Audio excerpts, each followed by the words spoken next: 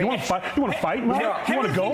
You want to go, bro? Latinos in Texas, a district that's 97% Latino, went 75 percentage points for Donald Trump. Why? Misogyny. It's on the border. The border crisis is on their doorstep. And they were begging people to care about it for years. We need to take some lessons. That's what that was. Tyrus endlessly annihilates Sunny Hostin and The View, and it's glorious. The lies, the race baiting, the delusion, he torched it all. Because when $7 butter and open borders are called misogyny, you know The View has officially lost its mind. Stick around. This one is something else. Right?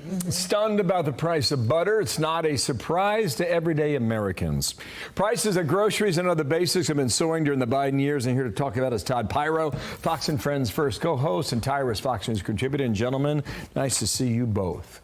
If you voted for Donald Trump, and if you were concerned about the cost of food and groceries, 60% of you voted for Team Red over the weekend. Got that? 60%. Yeah, Joe is struggling. When you have to make up stories to people because he didn't know. And I think Micah might be coming around because she had to correct him, like, it's $7. But it was just the whole thing, the whole country across. It was a multicultural landslide election.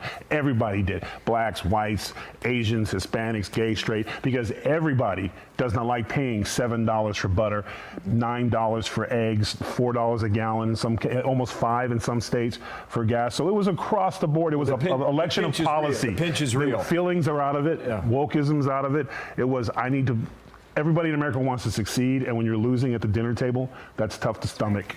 And Todd, this is the other thing that happened. College professors are basically cutting classes, saying, look, if this is the Harvard Crimson. Harvard professors cancel classes as students feel blue after Trump win. This is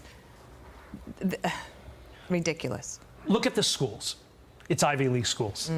I worked my entire 0 to 18 life so that I could get into an Ivy League school because I thought it was the pinnacle. The reason you want it to be your pinnacle is because you know when you go to an employer and you say, I went to Dartmouth or I went to this other Ivy League school, that's a sign that you are smart and you're ready to work. In 2024, it's not that sign anymore. It's a sign that you are weak, that you are entitled, and that's why you are seeing so many employers say, I don't want the Harvard grad anymore, because this is how they are coddled.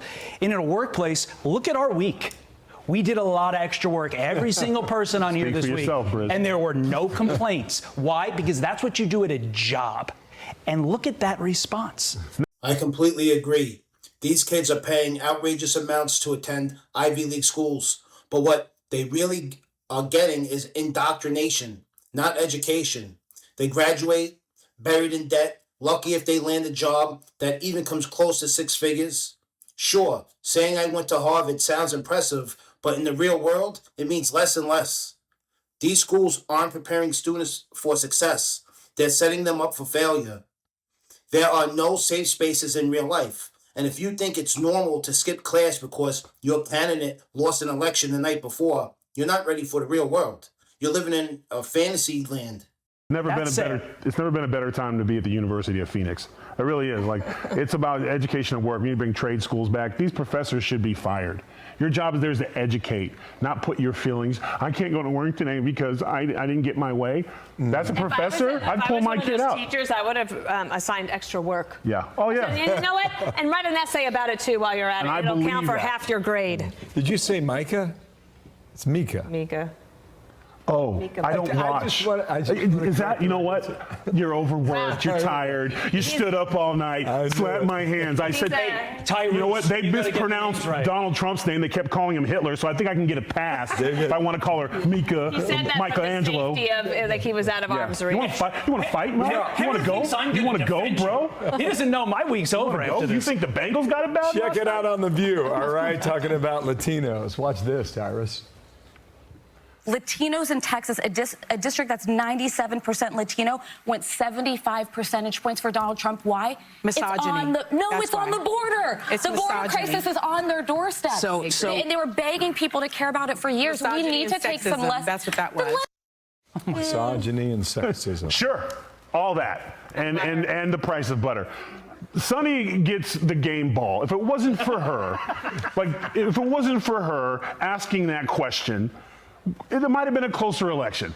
But when oh no, nothing really comes to mind, I was like, cha-ching. Listen, they're bitter, they're angry, they're entitled. They also should be, this should have been a reset for everyone who pushed lies and misinformation for the last, they call them Hitler, they call these things, America rejected them. And instead of coming back and saying, we lied, they instead are now doubling down. So let her keep doing it, because if she keeps that up, we're going to keep getting the Senate and probably the House and the White House, because people see right through your lies. So keep doing what you're doing. Game ball to Sunny. The last 72 hours have been the greatest cell phone from the mainstream media that we could have possibly ever imagined. There are two issues that decided this election. We've been talking about these two issues for the last 4 years, the border and the economy. Yet you watch any of the mainstream media trying to figure out excuses, and they're coming up with all stuff that didn't matter, that they wanted to matter. But in reality, it came down to two things. The results show that. For some, You've got to be kidding me. The Democrats didn't lose because of misogyny. They lost because they refused to accept basic reality. They ignore the price of groceries. They ignore gas nearing $5 a gallon. They ignored the open border, the rising crime, the failing economy. And instead of facing the truth, they blame sexism. Newsflash, the reason Democrats lost is Bidenomics, not misogyny. They spent 4 years screaming that Trump was literally Hitler, and now they're crying because the voters didn't buy it. The voters rejected the lies, the fear tactics, the gaslighting, all of it. Do you think the left will ever admit they were wrong about Trump and the American people? Leave a comment below. Smash that like button and subscribe to the channel if you're done with the nonsense and want the truth.